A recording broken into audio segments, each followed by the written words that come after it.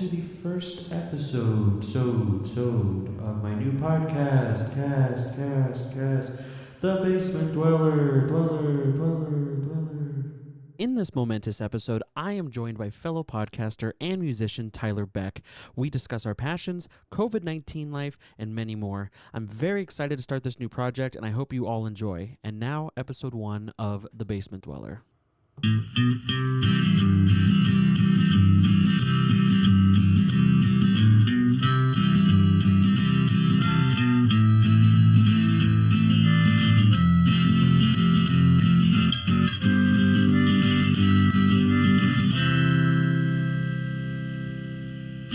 What'd you think of that? That was it's a very Western. I know. I tried my best to make it more folk punky. That's me. Oh, did you make that? I made that. Nice. I love it. Yeah. That 20-second clip took about 2.5 hours on GarageBand. Yes. that happens. Yeah, I tried my best, and that's what, it used to have a cowbell in there too. Oh, did you take it out? Yeah, because it made it sound like horse clip clops. So why did you take that out? Because the Western thing, the first thing that Ali said, was just like, it's pretty Western, and I was like, it's fitting. Yeah, we are in Arizona. Yeah, it's very Western, I guess. I didn't want people to think that I wore boots and a cowboy hat, but You just talk like this all the time in Arizona. Tarnation. We are the South, after all. Well, Well, everybody, welcome to The Basement Dweller. My name is Jacob, and with me today I have the triple threat, so to speak, of local Arizona artists. I have Tyler Beck. Welcome, buddy. You didn't fuck up my name. I didn't. You should have. You got to get me back for Jesse doing it every time you come on. Oh my God. That was. It's funny as you said. That was the first thing I said. I was like, you know what? I'm gonna let him introduce me and just see if he remembers how it's supposed to be said. I know your last name. Jesse does not. What was it? Santero. Yeah, it's always Santorini. Stupid. Santana. Yeah, Jacob Santana. That sounds like a pretty cool name. Just change it to that, Too bad it's taken. Damn. I wonder who has that. Jacob Santana? Yeah. I don't know. I guess the last name primarily. I thought I was the only... I didn't know any other Santoros until... I guess there's a really famous YouTuber that has my last name. Interesting. What do they do? I think it's like top 10 things. No, and I know, but he's got like multi-million. I remember I discovered it one night. Just like when you can't sleep and and then you cut till 4 a.m. and you're watching those dudes build those huts in the middle of the jungle. Yeah, yeah. So it was kind of like one of those things, and those compilations of random shit, and you're like, why do people watch this? I'm watching it. I guess people watch it. And I'll never forget it was one of the last times I used Twitter. I haven't used Twitter in years, and I remember I was just. I was trying to make a post about this episode, and I couldn't remember what your Twitter handle was. I don't have one. Yeah, I'm literally I do, but I did end up making a post about this. You did? I didn't know the name of the show. I just said I was going to do it. Oh, thank you. You beat me to it. I haven't even done any promotion for this except for Snapchat. Just so my mom looks good. Could be proud of me. Yeah, thank you. I'm proud of it. I hope that it takes it where it needs to go, and I don't know. I want to be good. That's just really what it comes down to. Is I want to be one of the greats. It's but that's where everyone thinks. You got to start somewhere. I think that's being good is a good expectation. The great, I don't know. I don't know how to set yourself up for that. Right. I mean, it's kind of like this whole thing, Just aim towards that. Right. I mean, but it's like this whole thing, buying everything that I needed to and getting everything ready, doing the tests that I did, kind of reminded me of like being a little kid in the mirror. And you're using the broom to do like the air guitar to, Kickstart My Heart by, Motley Crue. If you think it and you make it, then you did it. Right. That's very Tony Robbins of you. I feel very motivated. I do like Tony Robbins. I've heard people made fun of him. I've never heard him before. I haven't really listened that much to him, but he is interesting. Like, he's a motivational speaker, right? He's almost culty. Oh, really? I feel like all those guys are. Yes. What's the other one? What's the one that was super popular in like 2008 to 10? It was like if you like throw it out to the universe, you can the secret? the Yeah. secret. You remember that? Manifest. I remember I had my dad took me to a movie theater. That shit is also weird. Like, yes, but I don't know, man. Like, yeah, manifest stuff, but what? Right. What am I going to manifest? The next leap is like, what's causing all of this? Like, is it me? Right. Is it not God?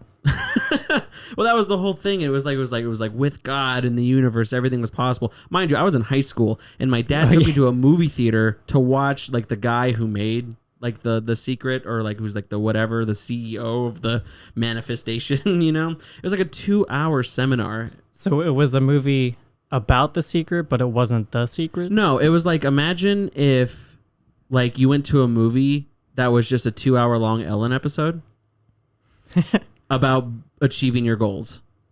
That's what he took me to. So the guy was like on a stage. Was it empowering?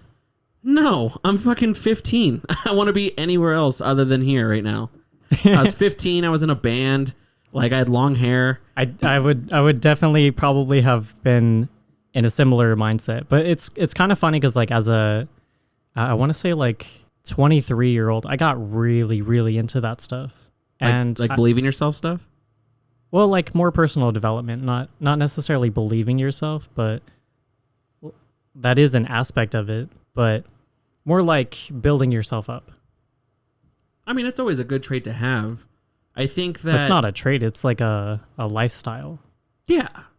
For sure. I mean, that's always a good thing to have. I think that with, you know, the way that culture, the culture that I grew up in was very just ironic and very Reddit, you know, and very like, oh, you believe in yourself? That's cringe, bro. You know, like it kind of stopped me from doing that kind of stuff. Kind of like the gym thing where. Is that like reverse peer pressure? Yeah, it's like reverse psychology on your own mental well-being, like in a weird way. Internet bullying, but like, to yourself. Like it's like the internet advertised bullying towards myself from things that I posted. You know, like, oh, this stuff is pointless, it's meaningless, and then someone like you who's saying, you know, like, you know what, try believing in yourself. It's like, fuck off, loser. Like, well, I mean, but as a teenager, I would have been sharing that shit. Yeah. Just girly things. Just girly things. All that, I don't know if you're on Tumblr, but all that really depressing emo, like aesthetic stuff, I would have shared all of that. I was on Tumblr for the boobies, first and foremost. Yeah. There were a lot of boobies. There was a lot of boobies. Yeah. No, you know, it's funny you say like that. I wish I was more in touch with like my emotions and you know, my femininity, I guess, in high school. I feel like the stuff that I eventually had to go to therapy about as an adult would have been solved naturally by just accepting who I was, you know? Yeah, always. Always, you know? But, you know, I have 2 robots for parents and couldn't really talk to anybody. Well, so I guess one. One? Who? My dad is more robotic, I guess.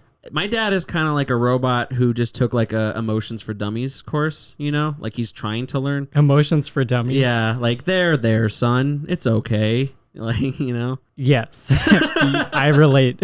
Right. My mom was just not there. Right. Like they try their best, but, you know, but no, I mean, I appreciate the older I get, the more like self-motivated, you know, I feel, because at this point with everything I've got going on in my life, I mean, this has been the worst. I don't know about you. This has been the worst year and a half that I've experienced in a long time. This has been a very self-reflective year for me. In January of 2020, my girlfriend and I broke up, and I moved back into my parents' house. Mm. And then 3 months in, COVID started. So I was already dealing with a lot of shit.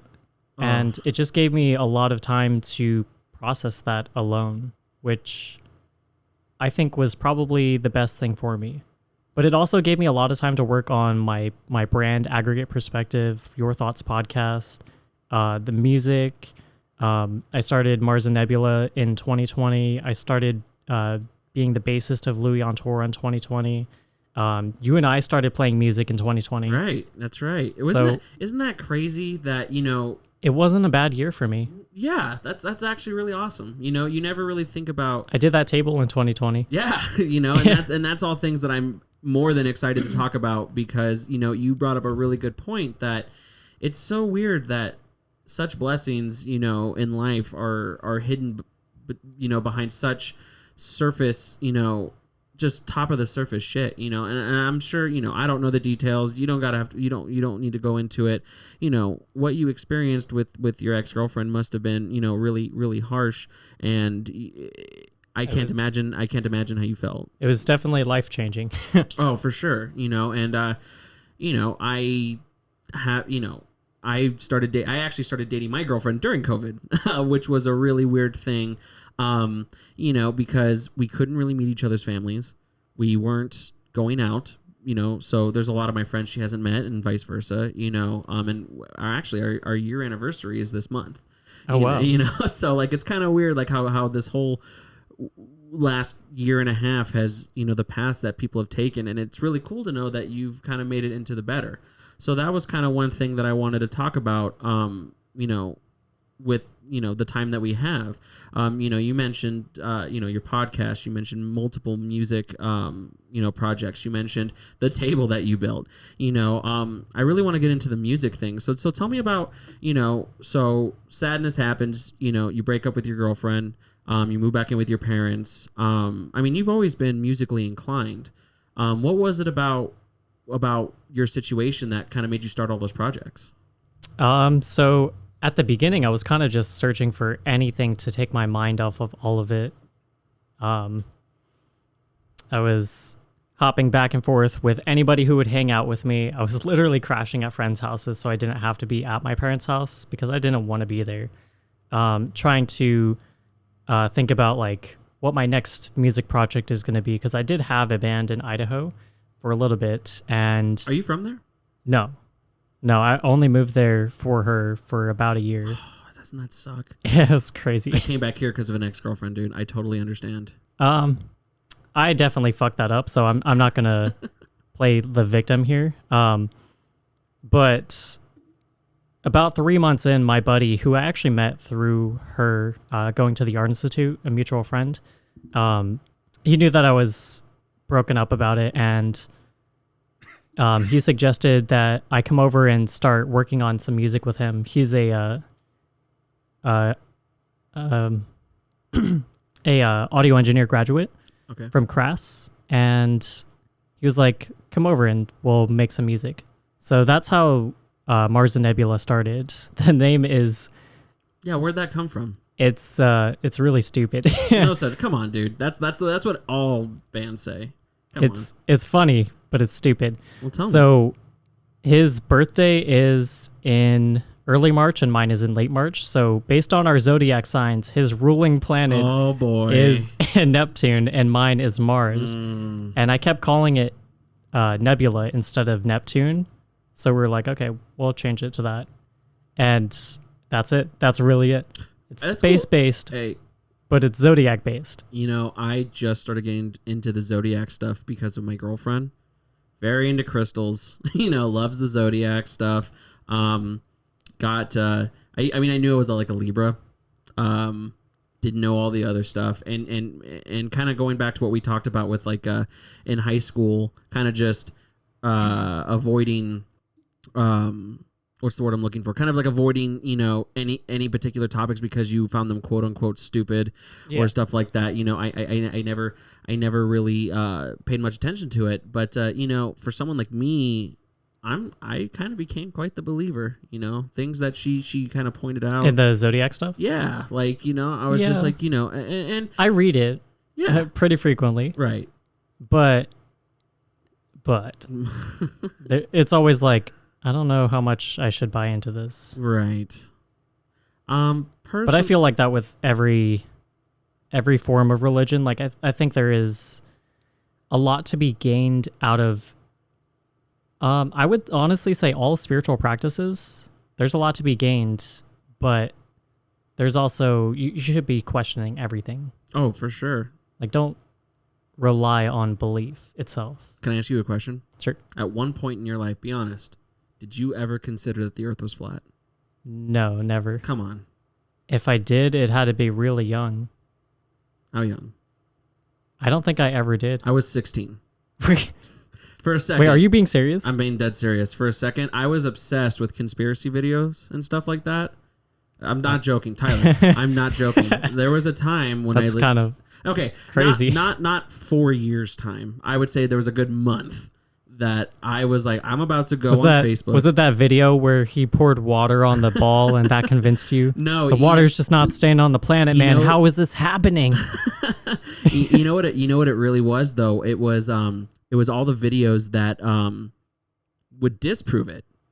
It was all the videos that would be like, look, idiot. Like, this is why the earth is not flat. Okay. And I would say, well, sure. Was it because they were condescending? Well, no, it was just like, that makes sense. And every other video that I watched sounds like such a harebrained scheme. Whereas the people who were saying like, this is why the earth is flat, they gave science reasons and, you know, all this crazy shit, all these pictures and videos and stuff like that. But I'll tell you, the number one thing was there's always that joke that every video that a flat earther tries to prove the earth is flat, it always somehow works not in their favor and it actually confirms the opposite. And I watched a lot of those videos. There was one, and I wish I knew the video off the top of my head. They tried to look like the horizon, and there was like this way of measuring it, and it turns out that like their studies, the flat earthers study, showed that the earth was round, and what drove me to the edge was that the flat earthers were like, oh, this is inconclusive. Was that a pun? Drove you to the edge? Oh. Wait, hold on, I got one. Yeah, I'm not joking. I legit used to think that for a good month that the earth, I was like, maybe. But yeah, for a month. Yeah. So speaking of question everything, I questioned the dumbest thing, But no, I mean, back, like what you're saying, I mean, definitely question. Go ahead. For me, I was all the way back to 5th grade, at least, I was fascinated by space. I was really, really into astronomy. I wanted to pursue that for a while. And that's definitely thanks to a 5th grade teacher that I had who took me on like this extracurricular event, and we looked through telescopes at a variety of different stars and planets. So I was always really fascinated by space. I don't think I ever had any inclination of the earth potentially even being flat. Right. It just like that never crossed my mind until those videos started coming up. Oh yeah, for sure. Then I was like, what? Have you ever been to the Well, I did know that historically, though, that was a thing. Yeah. Like a perspective that people had before we traveled the entire globe. Oh, for sure. I mean, but that being okay, but like think about also, back in the day, we also thought that the solar system revolved around the Earth. Right, the heliocentric perspective. Yeah. Right, so I mean, science was it geocentric? And that's why I think is cool about the perspective that you gave. Question everything, but you kind of learn that though. Like I like that science can be fucking losing my voice. I know. God, you okay? You're not coming peak potential right now on my podcast. No. You just.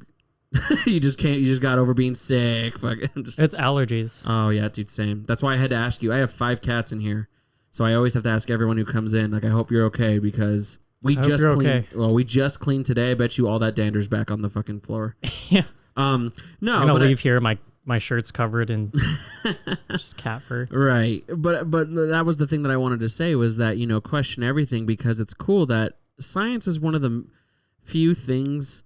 And by few things, I also mean religion or just completely just gut feelings where it corrects itself. And I find that should be the rule that you live by. I want to be proven wrong if I'm wrong. I want to push back a little bit on that. Yeah. Just because what I've been seeing as of late is kind of like a dogmatic scientific perspective, which it's almost like religious thinking, but in favor of science, and that's not science, and that's concerning. Can you elaborate? Like how people are so in favor of masks during COVID that anything counter narrative is anti-science. Right. No, it's not. Right. That's a great That's point. not science saying it's anti-science. That's a political leaning now. And that conflates what science is with ideology. Yeah. And let me see if I can think of another one off the top of my head. Oh no, I mean you could talk about that forever. I mean, what's the biggest topic in this last year if not COVID, you know, Yeah. and masks. Well, then and, the vaccines too. People who are so in favor of science are against anybody questioning anything about vaccines. correct. I just want to state I am in favor of vaccines. I'm in favor of masks. Are you gonna get me canceled, Tyler? First episode. No, me Jacob, too. why did you bring me on? I know. No, me too.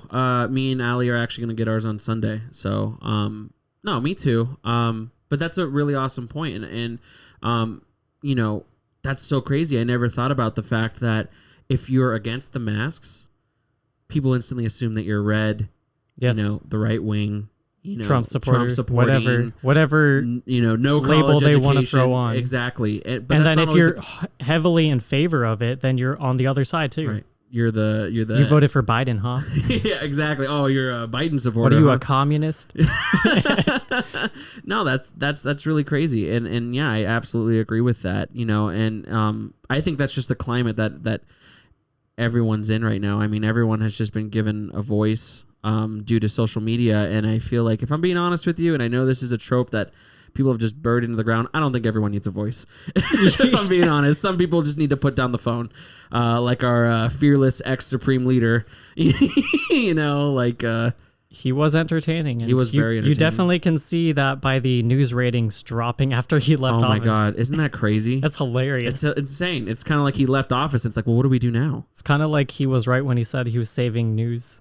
But it wasn't news because it was just stupid. Did you hear that he's trying to get his own like news like channel? I heard he was trying to start a social media. Yeah, like he's trying to have his own platform. Yeah. Isn't that fucking wild? I don't know if I agree with suppression of any voices. Of course. No, for sure. But what I find... I think it's crazy that it happened. I think it needed to, especially at that time. Right. But... I think that he should have just done that instead of being the president, you know? You know, I think he should have just had his own, you know, we'll just make him the Alex Jones of rich guys, you know? Like... I don't think he would have been as popular. No. But he knew what people wanted to hear. He knew. Maybe this was all an elaborate ploy just to get popularity again. Cue the Illuminati theme. Q? Yeah. Q? Stupid. No, man. I mean, that's a. But So 2020 was fucking crazy. it's nuts, dude. You know, it's. I think it's a time of self-reflection. Definitely. Is now a good time to ask if I can cuss on your podcast? Oh, 100%. Fuck, shit, damn, piss, shit, bitch. I don't know. You're not It's one a little to bit use, late. Yeah, you're not one to use racial slurs. I hope not. So let's not. No. Okay. Well, now we're all waiting for one. I'm just kidding. No, you absolutely You got a can't. good one? You know what's funny is that when I was doing the test runs of this podcast with the girlfriend and my roommate, they both said the same question. Can we cuss on here? And I was like, this didn't become Barney. I didn't think Friends. to ask until I dropped my first F-bomb, and then I was like, he didn't say anything. No, you absolutely can. So say what you want. I only brought it up now because I knew it was going to be funny. Right. No, say whatever you want. I don't give a shit. No, but this whole year has been quite a reflective year. I mean, and you learn, you know, especially with people that you're very close to, you either sink or swim when it comes to something like this. And I would like to say, me personally, I believe that you are one of the people who have definitely been more than treading water through this whole situation. I mean, you've been killing it.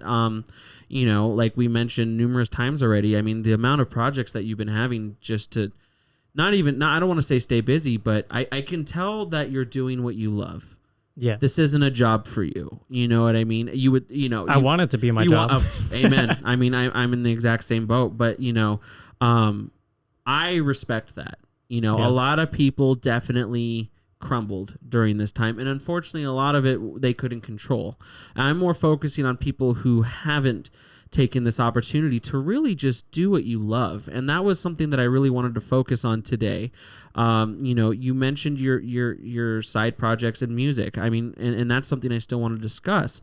So, I mean, well, I want to be clear though, like it's not like my time got freed up by COVID. mm-hmm. Like I did start working from home, and I didn't have a job before COVID, honestly. I started through COVID, was trained from home, and I had the luxury of being able to work from home. But like me doing all these projects, that was in my spare time after work or before work. Like I was still working full time the entire time. Really? Yes. Wow. And I mean, but your time management is so good. I mean, you're consistently releasing this content, and what I appreciate about you, if I may, for a second, I appreciate that in a world where, as I mentioned before, everyone seems to have a voice, and personally, I feel like not everyone should. It's a lot of positivity coming from you. It's a lot of motivation. And I look up to you. I mean, am I older than you? I'm 27. By a year. By a year. I look up to you. I mean, I just turned 27 last month. Oh, happy birthday. Thank you. Posting those Facebook videos of band's practice, posting the Snapchats of you working on your music. Let me just say for everybody, I mean, you're the only person I know where anyone can write a status about support your local anything. You're out here actually doing it. I mean, I was blown away with, I'm definitely really trying. You're a fantastic promoter, not only for yourself, but for your friends, and so that's kind of one thing, I also want to talk about. It's that, your passion for music has inspired me to do a lot of things, including, this podcast and my own little side project that I have going on. What is it like? What is the gooey center of your motivation? I mean, what is it that what is the most favorable aspect of what you do outside of your job that pays the bills? Like, what is it that, I do this for this reason? No pressure. The honest answer? Yeah. Because my time is finite, and if I don't do anything, then it's wasted. That's a great answer. But the deeper soul reason is like, for as far as like music goes, like that, like I feel like I am the music. And I know that sounds weird, but like I like to explain it as in like physics terms. Like, we are literally waves. Music is just waves. We are the music, and that's why we vibe with it so heavy. I just want to be the music, man. Right. It reminds me of remember that old Cartoon Network show with Andre 3000? Do you remember that? No. Oh God, it was amazing. But it was like they had a whole song about the world without music, and it was great because you really think about it. Like, can you even imagine a world without? I can't stop making music, so no.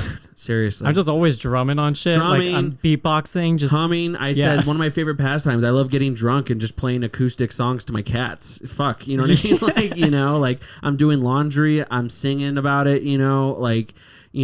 that's awesome. And I've been looking for a reason myself, kind of what you just said. I mean, you kind of are the music. You are your product. You personify this product with who you are, but it's not even just music either. Like, comedy has that rhythm, like conversation has that rhythm. That's what I love. Like, there's this like wave, it's going on, it's always there.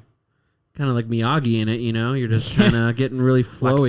Wax on, wax off, No, I mean, but that's incredible. And that's what kind of makes me sad is I'm sure, just like you, how many times have you heard, I wish I could do what you do? I wish I could play the guitar. People saying that to me? Yeah, like relatives, you know what I mean? Stuff like that. Like a lot, and it's like, and I always tell them they can. You can. Yeah, they can. You can. You absolutely really can. And that's what, it makes me think people who do that, like the amount of wasted potential that is accidental. How many insert legendary musicians, or how much of it is luck? That too. Right place, right time kind of stuff, There's this quote.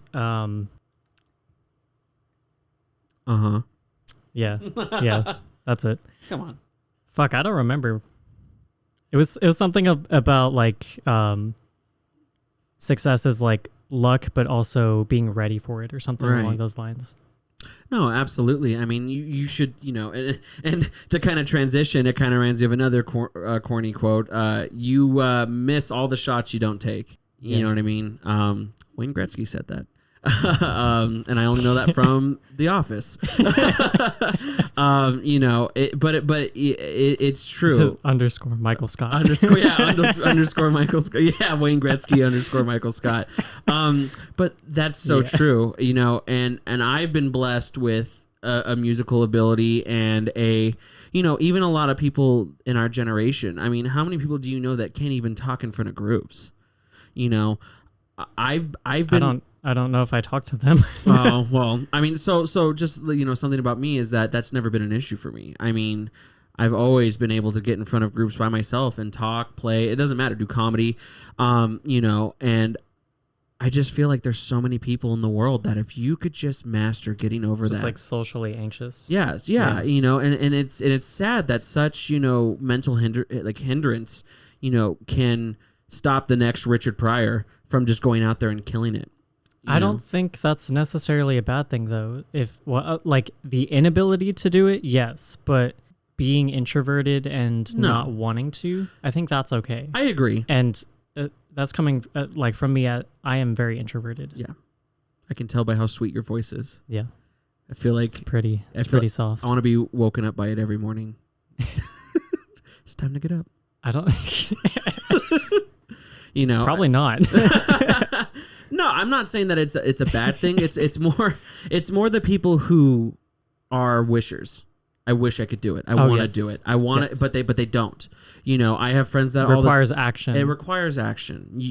And like you mentioned, right? That's what I was talking about at the beginning, like the personal development stuff. Mm-hmm. I don't remember if that was even on this or if that was prior, but right. We were talking about personal development stuff. That is the core of it. It takes action, and everything that I do, it takes action. Yeah. I mean, that you just got to take the leap. Yes. And one thing that we were talking about. When people are trying to start projects, like you starting this podcast, or like my buddy is trying to start another music project, they're like, people are talking to me about it, but they're talking. They're not doing it. And right. I always have to remind them, like, you can talk all you want about it, but if you aren't doing anything, even if it is garbage, even if it sucks and nobody cares and you suck at it and like you hate it because it's not good, if you're not doing it, it doesn't matter. Right. You never know. You have to start. Got to start somewhere, man. You have to start. Right. Yeah. Just start. Just do it, And that's the thing is like, so at one point I started playing music when I was in the 7th grade is when I picked up my first guitar. I wanted to do it because I would die for Metallica. That was my favorite childhood band. I thought that the stage presence, the riffs, the sound was so cool. I saw that girls liked it. You know what I mean? Like, dude, chicks like the musician, that was I had to do something. And of course, I'm sure just like me, you had countless hours of playing Smoke on the Water like shit. Yep. Your parents had to listen to it. That song specifically, That song specifically, One by Metallica. Hold on.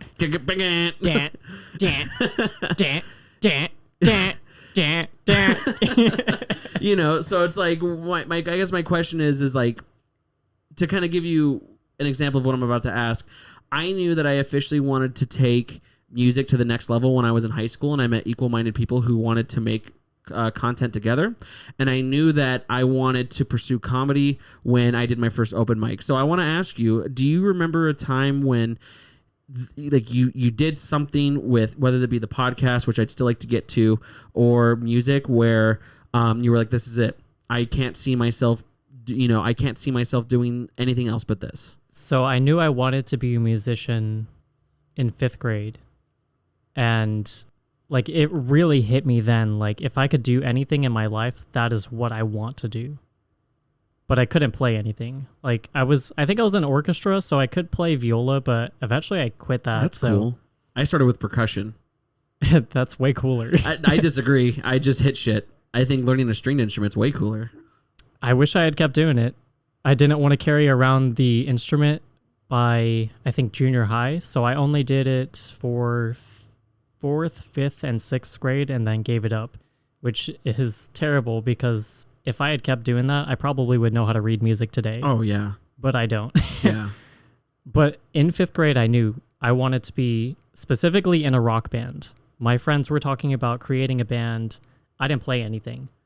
So that dream just kept going up until like ninth grade. I really started to develop playing guitar. I started taking guitar lessons, and that continued for the next 4 years. Started my first band in around junior year, and it lasted like 3 months, and then we transitioned into some of those members into a new band, and that band later went on to start Elena Avenue, which was my first real band. And Such an emo name. I love it. Elena Avenue? Yes. It was the street that I grew up on. Really? Yeah. That's smart. That's awesome. Do you want to know what the name was before it was Elena Avenue? Please. Bleeding Arizona. Yes. I love it. Oh. And that was based off of Bleeding Kansas, but we were in Arizona, so Arizona. Right. That band went on for 7 years. Yeah, I remember you mentioning that that was going on for a while. Yeah. And that actually leads into both the biggest accomplishment that I made as a musician so far, because everything I've done so far is kind of unreleased, but it's way better, but it's still unreleased. Lay it on me. So biggest public accomplishment so far, and the largest failure. I love it. Go ahead. So in 2015, we dropped our first EP, and it was 4 tracks that we had been playing for probably like 4 or 5 years, and we were pretty proud of it. We actually had Cash Foburn record all of it, and he was learning how to produce, so it was okay. Okay. And we were okay.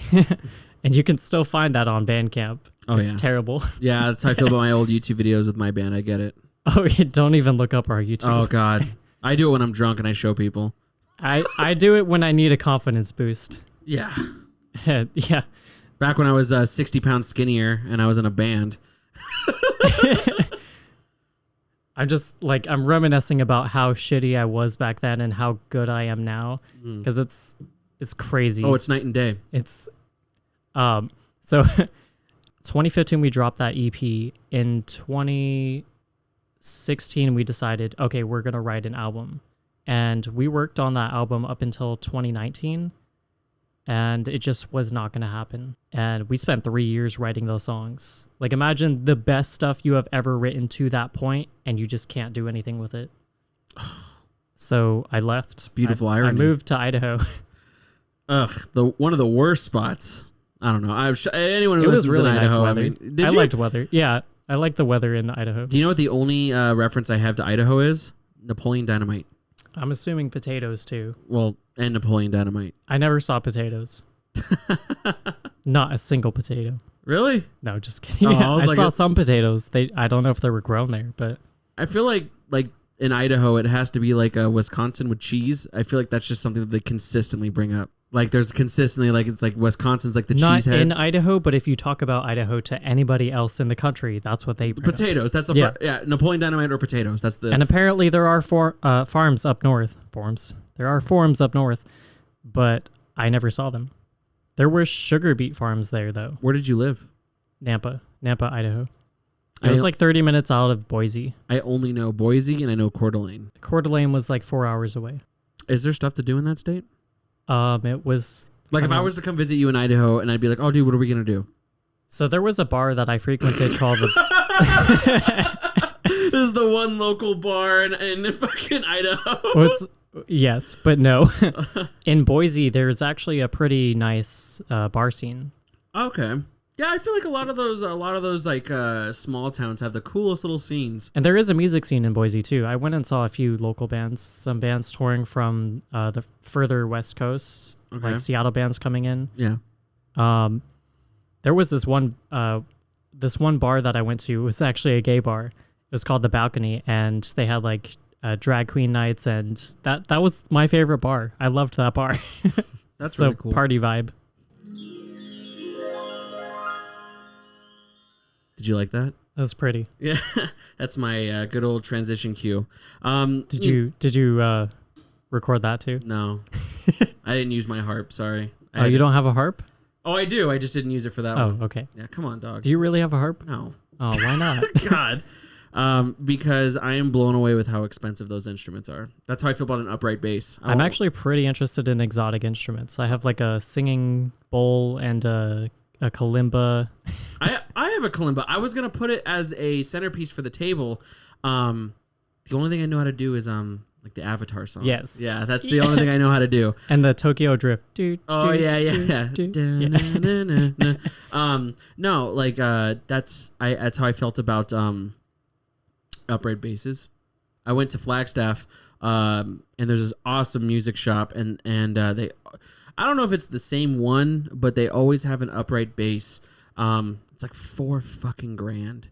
It's probably the same one. Probably the same one, because what college student's gonna just be like, I'm gonna buy an upright bass? Me, if I had. Or who's gonna go to Flagstaff and think $4,000? That's fine. I'm gonna, dude. Have you? Well, I don't know. When's the last time you've been up there? Probably 2 years ago. Did you ever go to the crystal shop up there? Oh yeah, I love it there. That's where fucking $4 grand goes. I took Allie to that fucking crystal shop. I almost had a heart attack because I know she was getting tingly in the britches over these fucking crystals that were so much money. Yeah, yeah. Blown away. And they're beautiful. Oh, they're cool looking, but she couple bought thousands. She bought this little and for obviously people who are listening, maybe 2.5 inches by 1.5 inches little slab. It was $130. Jeez.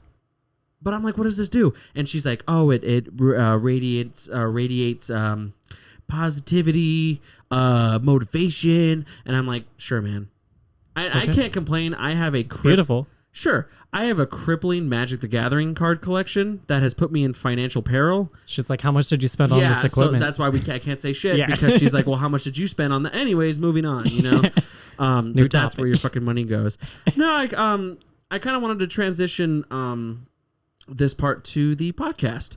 Not mine. Tyler does have a podcast out called Your Thoughts Podcast that I have been ever so lucky to be on, not once but twice. Twice. It's been pretty awesome. One of them is called It's Santoro. Yeah, Santorini. I'm pretty sure I spelt it right for that title. Just it's Santoriani. You a fucking retard or what? Come on, dude. That's my name. Come on, Santoro. No, remember the first time we were on it? I remember when there was like that fucking thunderstorm going on. Have you watched that? The video quality is fucking terrible. I feel like we look like cavemen. It's red. Yeah. There is a thunderstorm going on the entire time, so I'm pretty sure the power flickers, and then like the camera operator shows the thunderstorm. You can hear... I don't think you can actually hear the tree hitting the window, but we could hear it. I thought we were going to go to fucking... I thought it was going to break. I really thought it was going to break. Yeah. I was concerned. Yeah, I thought we were going to go to... What's it called in Wizard of Oz? Thought we were just going to fucking start transporting there. We're going to see the witch outside. Yeah, definitely not the best episode. One of the funniest, but not the best. It'll be legendary. I love that episode. I think the only thing I remember from that episode is talking about my favorite porn stars. That was my favorite part of that. That's the only thing I remember.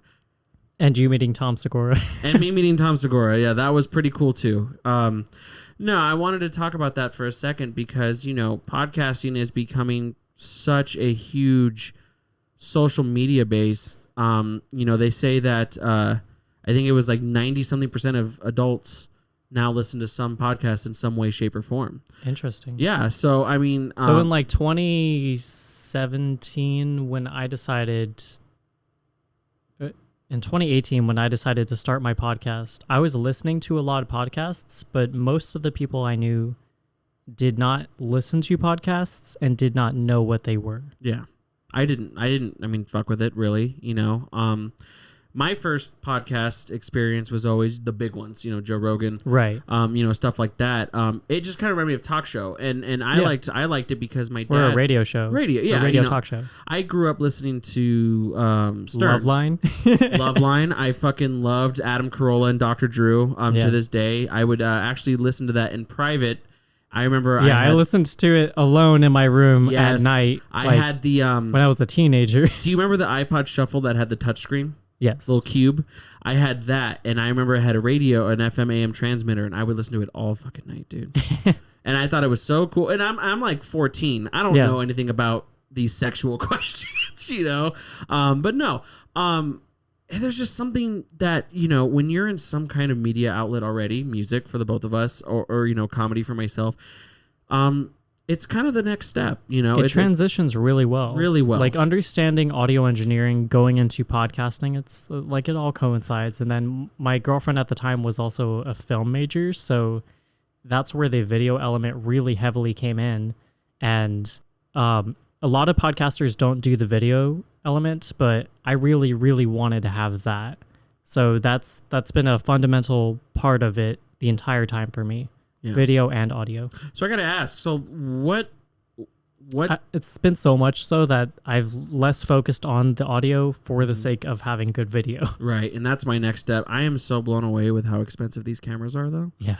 You know, I went on such a buyer's frenzy getting everything I needed for this podcast that I didn't once consider how much fucking money those cameras were going to be. And then I learned that a lot of cameras have a 30-minute limit. Yep. And so if you want to not get the 30, that's so stupid. Can I just say that for a second? That has to be a marketing like fucking scam, because that's why I always needed a camera operator. I needed somebody to do it, because otherwise we're going to do that break. But if it's 1080 with my camera currently, it's every 14 minutes. It's not every 30 minutes. That's disgusting. Yeah, it's terrible. And then the other camera, that one will go for 30, but it's lower quality. So it's just like, okay. Ugh, I hate that. Yeah. So what gave you the incentive to start that? What made you want to start your thoughts? So it actually started out of a conversation. It was like a 2-hour-long political conversation with Jesse over like... Can you explain who Jesse is, by the way? We've mentioned him multiple times without kind of explaining who he is.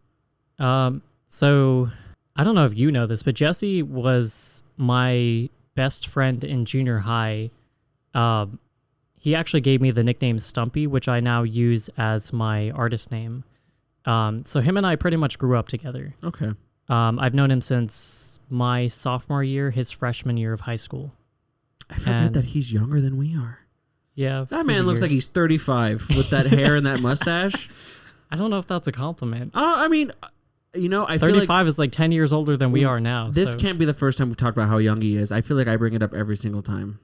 I think because of my weight gain, I look old, but I thought he was old. Has this come up before? I don't know. It has to be. Dude, I bet you if we looked at the episode that I was in, by the way, what episode is that? We'll plug that. I don't remember the number. Fuck. Well, you'll see my first and last name, Jacob Santoro. Just look through the list of episodes. There's only, we just dropped episode 24 last week. Oh, congratulations. So late March, early April, we dropped that one. Okay. So we're up to 24. Well, anyways, I bet I have to mention it. I bet you I mentioned it in that one and the first one we did. I promise you. But anyways, not to get off topic. So you and Jesse, best friends, friends for a while. What starts the podcast? So it was like a high level conversation about what is going on politically, but it was like 2017. So it was after all the crazy stuff in 2016, and from there I was like, okay, so he's convinced me to start a podcast because I'm listening to all these podcasters. I'm talking about it all the time. I'm like having this conversation with him. So I bought a Zoom. It was a Zoom. I think it's an H4, and I have no clue. I'm horrible with this stuff. It's just a portable audio recorder for those who don't know. Me. You know. And I actually had all of this audio equipment already from being in a band. So I had a ton of XLR cables. I had microphones, so mic stands. So it was pretty easy to transition into doing it. I already had a camera because I was very into photography already. So all I needed was the source to record the audio, and I got that. So I started doing it probably April of 2018, and since then, I've done 24 episodes. I've had awesome. all sorts of different kinds of people. The intent was to do it in the style of Joe Rogan, where it's just a conversation, just a long form conversational style podcast. Not as long as him, because that's difficult. Insane. Yeah, it's not that it would be complicated to have that long of a conversation. I think that could be pulled off, but doing that with the equipment, I don't think we could do that because it would require battery changing out for the audio recorder. So that would be your goal, cameras. though, if it was possible. If I could do that, then yes. But also, like, the people that I have on would have to be able to do that as well. Right. What I've started out doing was people I knew in the community around me, specifically in the art scene. So people who I talked to about politics, people in the music scene, in the Arizona music scene, so local musicians, local artists. There was one of my friends, Ryan, who has been a consistent guest. He's been on the most episodes out of anyone. He's been on 7 episodes, and he's always coming forward with some kind of topic to talk about. And that's been very beneficial for the growth of the show. And he's essentially moved into like a co-host role as well. But the premise of the show is just like, it's called Your Thoughts, and you just come on, you talk about whatever you want to talk about. I loved it. I had so much fun, and you guys are such good hosts. I was afraid of having a co-host myself. I love to talk. I was always afraid of interrupting my co-host or vice versa. Right. But you guys. That's why I've been kind of iffy on having one lately, just because me personally, I let them talk. But if I let them talk, I'm not talking. Right. And I'm supposed to be the host. Right. And I've noticed I let that happen way more than it needs to, I think. Yeah. But I feel like with you two, I mean, you guys have such a good dynamic. I mean, you guys really do finish each other's sentences. It is, I can definitely tell which one of you is the more energetic than the other, but it fits so well, and like I said, I mean, I had such a blast with you guys. The questions that, I don't know if you guys do any kind of pre-show writing. Nope. Yeah, it's then even more fantastic. I mean, you guys are so good with the improv perspective that, I mean, I loved it. I mean, you guys do such a great job, and there were things that, even making this one with you, I was nervous. I was nervous to be on your guys, and maybe I didn't show that, but I was. But you guys have such a host dynamic. It's kind of like, hey, take it easy, relax. we're here to have fun. Yeah, we're just bullshitting. Right. Yeah. Sorry. The only episodes that I've done that have required notes. And they didn't really require it. It's just the kind of person that I am. I do like to prep for things. So the ones that have had notes were, we had a presidential candidate on. What? It wasn't a high-level presidential candidate. It was somebody who anybody can run. Literally anybody can run. So she filed FEC documents to run, and we thought this person is ambitious and crazy enough to run, and they think that they can make some sort of impact. So can really anyone run? Can I run? Well, there are thresholds. So you have to be, I think the age limit is like 35. Born in the U.S. And I think that's it. No criminal record or something, maybe. That's so dangerous. Yeah. I mean, how many of them get past the preliminaries? But I mean, well, most people don't get taken seriously, right. And that was the perspective that we had as well. Like, is this person can't be serious? So right. Let's have them on. And it was a good conversation. We didn't really take them seriously as a candidate necessarily, but like I did have questions prepped for that one. And then there was another one I did research on. That one was with Ryan. It was about conspiracy specifically, and we went pretty in depth on the 9/11 conspiracy, the Seth Rich murder, and I think we might have touched a little bit on Alex Jones. This was around the time that he was deplatformed. I love him so much. Alex Jones? So much. He's so fucking funny. He's hilarious. I feel bad because I know people who genuinely like him. I like him as a joke. Yes. But he's such a creator, and he's so funny. He was definitely in my early 20s. I was like, dude, say more. Like, I think that you are ridiculously amazing. Like, I think he's got that crazy uncle energy. You know what I mean? Right. Yeah. You know what I mean? And I think people take it too seriously. Yeah. But did you hear that thing?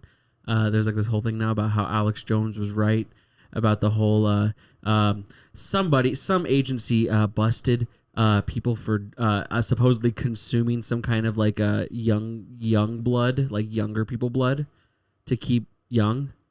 Is that like eating the placenta? kind of. I know for Yeah. real. There's this whole thing on Reddit right now. It was like literally, it's like r/ like Alex was right. I think I have heard about that. So it's like a part of me, again, back to the conspiracy theory. I told you that I used to fucking think that the earth was fucking flat. I was like, oh shit, maybe he's onto something. You know? It's not like Alex Jones hasn't been right in the past about things either. Right. But again, But he's associated with a specific group. and also you can't take everything seriously. No, you can't. You can't. I don't think he should have been deplatformed, honestly. No, and that kind of goes back to what we were discussing, that I don't think that voices should be deplatformed. I think that people Right. should have a place to speak. That's overarching. That is my view as well. And it's your prerogative to listen or not. Right. And this goes to people who I will say on this podcast that I don't support, like Ben Shapiro, Milo Yiannopoulos, that Crowder guy. I don't agree with them. Right. But them getting canceled from colleges from people who want to listen, I think is a very bad move. And I think that it makes... I think it's antithetical to like what so it's counter to having any sort of conversation in the future if we suppress it now. So it's really weird. Like, if you don't agree with views, that doesn't mean that they need to go away. Like, you can talk about how they're bad and they can still be there. Oh no, for sure. But see that, and that's where the internal struggle kind of is started, where, you know, even now even now I'm nervous to say, excuse me, how I feel, because I don't want to be associated with a group that I don't necessarily believe in. Right. But let me just say that. But like, you spend all this time defending them because morally, like, I don't agree with the suppression. So no. If it happens on this side, what is preventing it from happening on my side? I don't agree with these people. It's the same reason, like, I defend communism a lot. I don't agree with communism at all. Sure. But when I talk to people who are conservative, I spend a lot of time defending communism just because I think people should have the right to talk about it and Absolutely. to have these political views. Even if they are historically wrong in my perspective, they should be able to talk about them. 100%.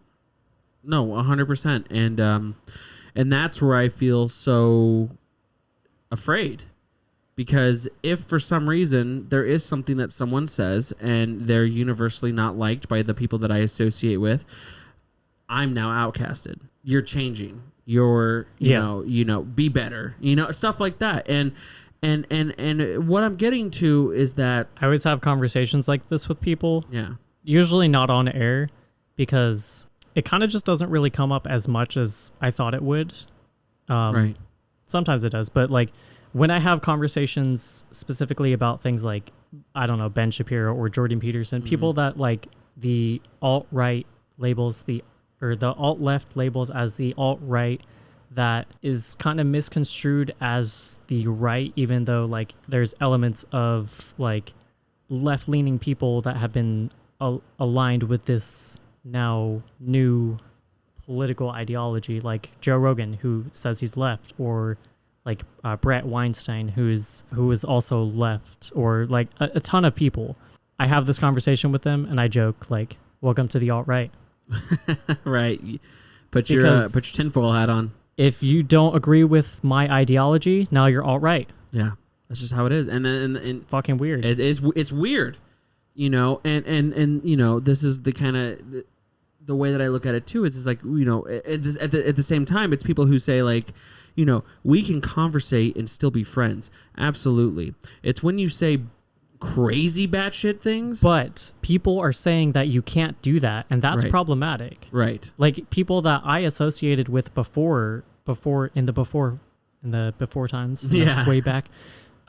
People that I associated with before, who I was having political discussions with, as like, not necessarily like throughout Trump, but like especially towards the end of Trump, they were like, these people are racists, we can't talk to them. But like, my issue is people being labeled as racist across the board. We've essentially broadened what that means. Right. So now all of these people are racist, but for stupid shit like like white-splaining something or like Right. whatever the fuck this new language or linguistic like trend has become. Right. Now, things like I can't talk about my perspective on random things that really don't matter to me at the end of the day, but like I'm trying to have a conversation with people about.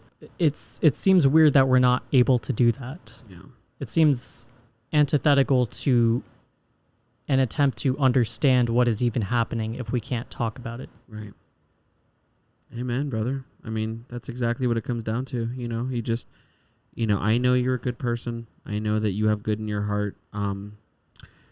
You know, though you may not agree with something that I agree with or vice versa, you know, we're still friends at the end of the day. And, Yeah. And that's what, you know, needs to be the norm. You know, just like everything that we've discussed in this podcast, don't be afraid to do, you know, what makes you happy. Don't be afraid to say things that you're afraid you're going to get you know, that are going to get blown out of proportion. You know, you just stand by your convictions. And, you know, at the end of the day, like you mentioned, one thing that I would like to kind of end and with your here, actions, at the end of the day, your actions will show who you are. Really. Exactly. You know, exactly. And, you know, one thing I'd like to end with at the end of, you know, at the end of all this is just kind of make the plunge, you know, regardless of what it is, you know, make plunge the your start. toilet. Yeah, plunge the toilet. Absolutely. Well, we're going to wrap it up here now, everybody. You know, before we get to the end, I want to thank Tyler one more time for coming on. I would like, if you have any plugs, you know, where can we find you? Yeah, I just want to say thank you for having me on, Jacob. It's been an honor Episode to be 1, buddy. your first guest. First guest.